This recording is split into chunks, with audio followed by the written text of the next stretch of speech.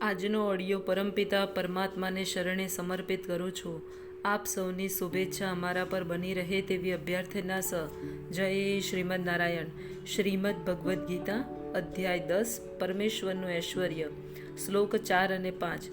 બુદ્ધિ, જ્ઞાન, સંશય તથા મોહથી મુક્તિ, ક્ષમાભાવ, સત્યતા, ઇન્દ્રિય નિગ્રહ, મનોનિગ્રહ, સુખ તથા દુઃખ, જન્મ મૃત્યુ, ભય અભય, અહિંસા, સમતા, તૃષ્ટિ, તપ, દાન, યશ તથા અપયશ જીવોના આ વિવિધ ગુણો મારા વડે જ ઉત્પન્ન થયેલા છે. જીવોના સારા કે નરસા એવા બધા જ ગુણો કૃષ્ણ દ્વારા ઉત્પન્ન થયેલા છે અને અહીં તેમનું વર્ણન કરવામાં આવ્યું છે. બુદ્ધિનો અર્થ છે સારામાં સારના વિવેકની શક્તિ અને જ્ઞાન એટલે ચેતન આત્મા તથા જળ પદાર્થની સમજણ. વિશ્વવિદ્યાલયની કેળવણી દ્વારા પ્રાપ્ત થતું સામાન્ય જ્ઞાન માત્ર જળ પદાર્થ વિષયક હોય છે અને અહીં તેનો જ્ઞાન તરીકે સ્વીકાર કરવામાં આવ્યો નથી. જ્ઞાનનો અર્થ છે ચેતન આત્મા તથા ભૌતિક પદાર્થ વચ્ચે રહેલા તફાવતને જાણવો. આધુનિક શિક્ષણમાં આત્મા વિશે જ્ઞાન આપવામાં આવતું નથી. તેમાં માત્ર ભૌતિક તત્વો તથા શારીરિક જરૂરિયાતોની તરફ ધ્યાન આપવામાં આવે છે. તેથી શાળા મહાશાળા દ્વારા પ્રાપ્ત થયેલું જ્ઞાન અપૂર્ણ હોય છે. અસંમોહન એટલે સંશય તથા મોહથી મુક્તિ. જ્યારે મનુષ્ય અનિશ્ચિતતામાં રહેતો નથી અને આધ્યાત્મિક તત્વજ્ઞાન સમજી લે છે ત્યારે તે સંશય તથા મોહથી રહિત થાય છે. તે ધીરે ધીરે નિશ્ચિતપણે મોહથી મુક્ત થાય છે. દરેક વસ્તુને કર્તકપૂર્વક ગ્રહણ કરવી જોઈએ. આંધળી રીતે કશું સ્વીકારવું ન જોઈએ. ક્ષમા અર્થાત સહિષ્ણુતા તથા ક્ષમાભાવ જેનો વ્યવહાર મનુષ્યએ કરવો જોઈએ. મનુષ્યએ સહિષ્ણુ થવું જોઈએ અને અન્ય મનુષ્યોના નાના અપરાધ માફ કરવા જોઈએ. સત્યમ એટલે હકીકતોની બીજાઓના હિત માટે યથાર્થ રૂપે રજૂ કરવી જોઈએ. હકીકતોની ગેર રજૂઆત થવી ન જોઈએ. સામાજિક પ્રથા પ્રમાણે કહેવામાં આવે છે કે સત્ય ત્યારે જ બોલવું જોઈએ જ્યારે તે અન્યને પ્રિય લાગે તેવું હોય, પરંતુ એ સત્ય નથી. સત્ય સીધું જ કહેવું જોઈએ કે જેથી સાચી હકીકત શું છે તે બીજા જાણી શકે.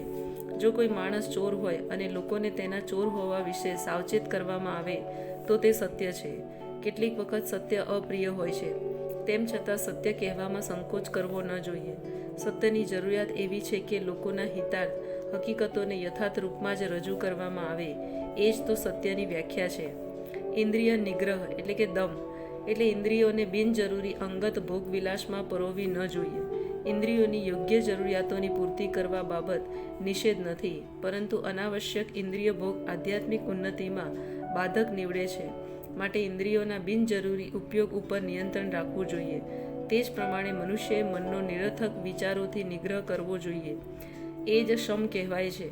મનુષ્યએ પૈસા કમાવાના વિચારોમાં જ બધો વખત વેડફવો ન જોઈએ. તે તો વિચાર કરવાની શક્તિનો દુરુપયોગ છે.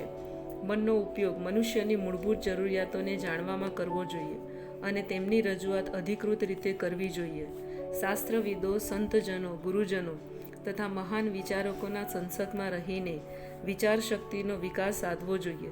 સુખમ કૃષ્ણ ભાવના મૃતના આધ્યાત્મિક જ્ઞાનના અનુશીલનમાં જે સગવડ ભર્યું હોય તે સુખ છે, તેવી જ રીતે કૃષ્ણ ભાવના મૃતના સંવર્ધનમાં દુઃખદાયક હોય કે અગવડ ભર્યું હોય તે જ દુઃખમય છે. જે કૃષ્ણ ભાવના મૃતના વિકાસમાં અનુકૂળ હોય તેનો સ્વીકાર કરવો જોઈએ અને પ્રતિકૂળ હોય તેનો પરિત્યાગ કરવો જોઈએ. ભવ અર્થાત જન્મ જેનો સંબંધ શરીર સાથે છે. આત્મા વિશે કહી શકાય કે તેને ન તો જન્મ છે કે ન તો મૃત્યુ. તેની ચર્ચા આપણે ભગવદ્ ગીતાના પ્રારંભમાં જ કરી છે. જન્મ તથા મૃત્યુનો સંબંધ આ ભૌતિક જગતમાં મનુષ્યના શરીર ધારણ કરવા સાથે હોય છે. ભય તો ભવિષ્યની ચિંતાઓમાંથી ઉદ્ભવે છે. કૃષ્ણ ભાવના મૃતમાં રહેલા મનુષ્ય કદાપી ભય પામતો નથી, કારણ કે તે પોતાના કર્મો દ્વારા વૈકુંઠમાં ભગવદ્ ધામમાં પાછો જશે તેવી તેને ખાતરી હોય છે. પરિણામે તેનું ભવિષ્ય ઉજ્જવળ હોય છે. પરંતુ અન્ય મનુષ્યો પોતાના ભાવિ વિશે કશું જ જાણતા નથી. ભાવિ મનુષ્યોમાં શું થશે તેનું તેમને કશું જ જ્ઞાન હોતું નથી. તેથી તેઓ નિરંતર ચિંતાગ્રસ્ત રહેતા હોય છે. જો આપણે ચિંતા મુક્ત થવા ઈચ્છતા હોઈએ તો કૃષ્ણને જાણી સદા કૃષ્ણ ભાવના મૃતમાં રહેવું એ જ એકમાત્ર સર્વોત્તમ ઉપાય છે. આ રીતે આપણે સર્વ ભયમાંથી સર્વથા મુક્ત થઈશું.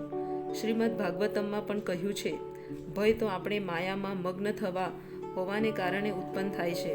પરંતુ જે મનુષ્યો માયાથી મુક્ત હોય છે, જેમને વિશ્વાસ હોય છે કે પોતે આ શરીર નથી, પણ પૂર્ણ પુરુષોત્તમ પરમેશ્વરના આધ્યાત્મિક અંશ છે અને જેઓ ભગવાનની દિવ્ય સેવામાં પરોવાયેલા રહે છે તેમને કોઈ ભય રહેતો નથી.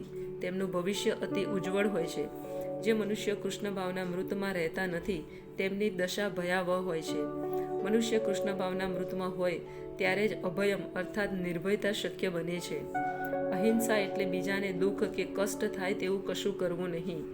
જે ભૌતિક કાર્યો અનેકાનેક રાજકારણીઓ, સમાજશાસ્ત્રીઓ, પરોપકારીજનો વગેરે દ્વારા કરાય છે તેમના પરિણામ સારા આવતા નથી, કારણ કે રાજનીતિજ્ઞો તથા પરોપકારીજનોમાં આધ્યાત્મિક દ્રષ્ટિ હોતી નથી. માનવ સમાજ માટે વાસ્તવિકતામાં શું હિતકારી છે તેનું તેમને જ્ઞાન હોતું નથી. અહિંસાનો અર્થ છે લોકોને એવી રીતે કેળવવા જોઈએ કે જેથી આ માનવ દેહનો પૂરેપૂરો ઉપયોગ થઈ શકે.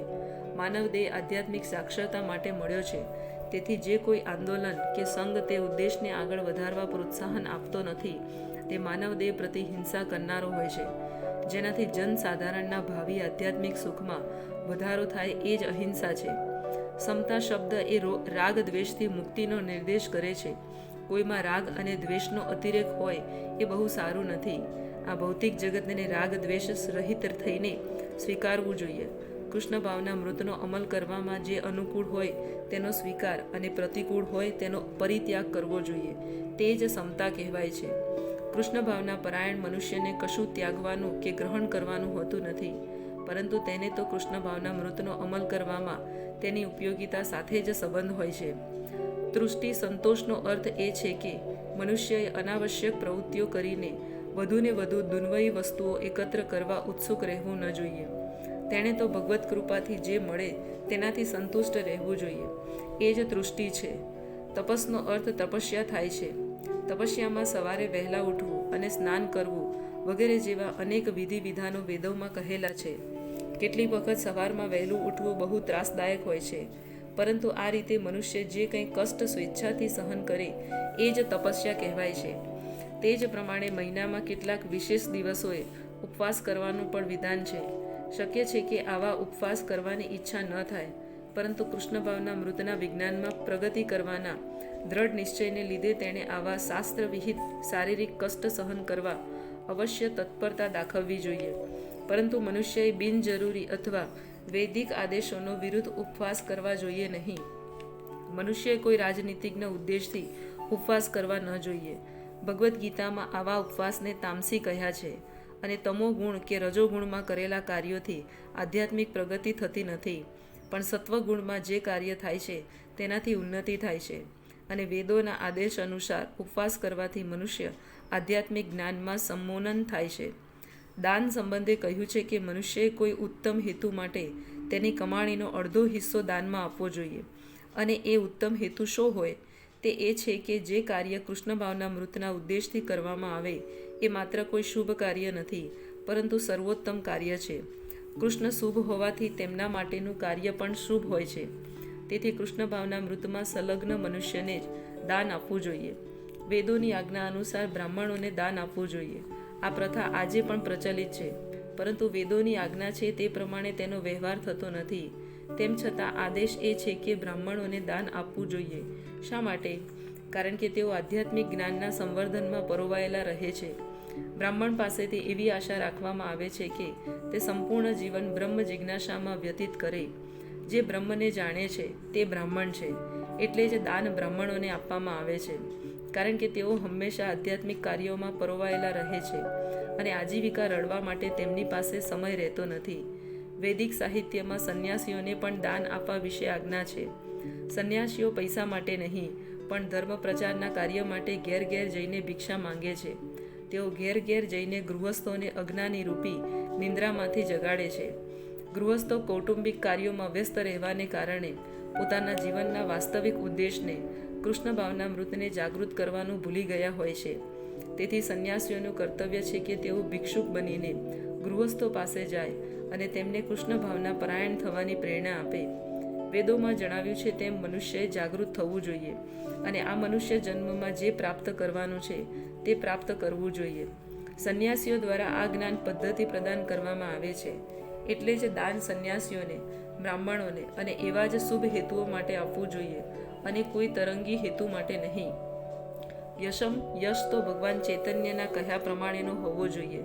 તેમણે કહ્યું છે કે મનુષ્ય ત્યારે જ યશસ્વી થાય છે જ્યારે તે મહાન ભક્ત તરીકે પ્રસિદ્ધ પામે છે. આ જ વાસ્તવિક યશ છે. જો કોઈ કૃષ્ણ ભક્તિમાં મહાન થાય છે અને વિખ્યાત થાય છે તો તે જ ખરેખરો યશસ્વી છે. જેને આવો યશ પ્રાપ્ત નથી તે અપયશી, દુર્ભાગી છે. આ બધા ગુણો સમગ્ર બ્રહ્માંડમાં રહેલા માનવ સમાજમાં અને વેદોના સમાજમાં પ્રગટ થાય છે. અન્ય ગ્રહો પર પણ વિભિન્ન પ્રકારના માનવો વસે છે અને આ ગુણો ત્યાં પણ હોય છે. હવે જે મનુષ્ય કૃષ્ણ ભાવના મૃતમાં પ્રગતિ કરવા ઈચ્છે છે તેના માટે કૃષ્ણ આ સર્વ ગુણો ઉત્પન્ન કરે છે, પરંતુ મનુષ્ય પોતાની અંદર પોતે જ તેમનો વિકાસ કરે છે. જે મનુષ્ય પરમેશ્વરની ભક્તિમય સેવામાં પરોવાઈ જાય છે તે ભગવાનની યોજના અનુસાર આ સર્વ સદ્ગુણોનો વિકાસ કરે છે. આપણે જે કંઈ સારું કે નરસું જોઈએ છીએ તેનું મૂળ શ્રી કૃષ્ણ જ છે. આ ભૌતિક જગતમાં એવી કોઈ પણ વસ્તુ નથી કે જે કૃષ્ણમાં સ્થિત નથી. તે જ જ્ઞાન છે. આપણે જાણીએ છીએ કે વસ્તુઓ ભિન્ન સ્વરૂપે સ્થિત હોય છે, તો પણ આપણે જાણવું જોઈએ કે બધું કૃષ્ણમાંથી જ ઉદ્ભવે છે. જય શ્રીમદ નારાયણ.